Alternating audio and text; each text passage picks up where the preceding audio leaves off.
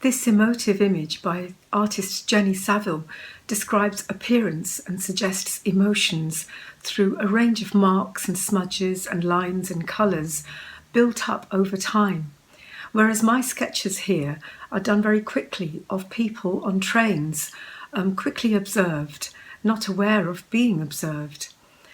This is a painting of Levi that I did.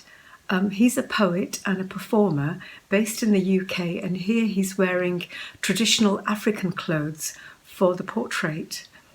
The posture and facial expressions reveal so many things, such as size, age, gender, race, and it's affected by how the artist creates the image, the kind of viewpoints that the artist chooses, whether it's close up or full length, looking up or down, from the side, or whether the image is centered, and the colors that are used, of course. This is a photograph of a shop worker who posed for me. I work from a combination of observation and from photographs and also from memory.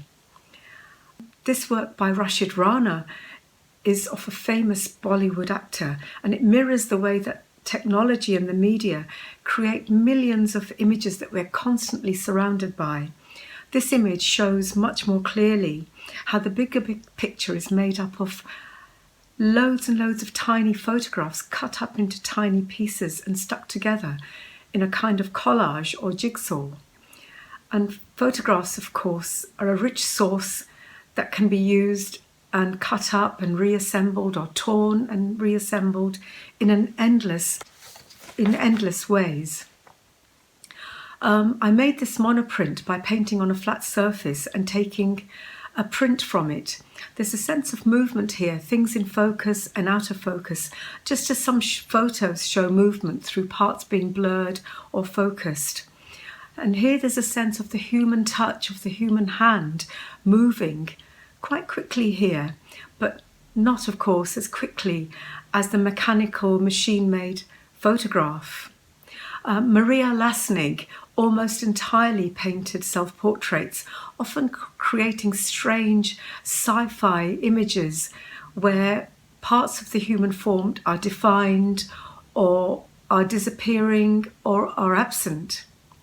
Weeping Woman by Pablo Picasso is an iconic, amazing painting by a hugely influential artist, painted in 1937, nearly a century ago. The arrangement of colours and shapes compressed within a shallow space create a powerful sense of movement and emotion with a lot of complexity.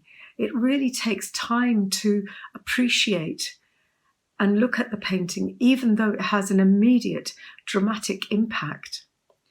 The painting by Pierre Bonnard has a nostalgic seeming mood and several figures in a large space showing foreground, middle ground and distance, and colours very important, creating an emotional intensity, dazzling and intriguing the eye. It is exciting to use simple materials to make art. It could be easy to use things such as biros, pencils, crayons, things easily at hand. This drawing by David Hockney is made by coloured pencils. And I find that even when working directly from observation, you use a lot of memory and imagination.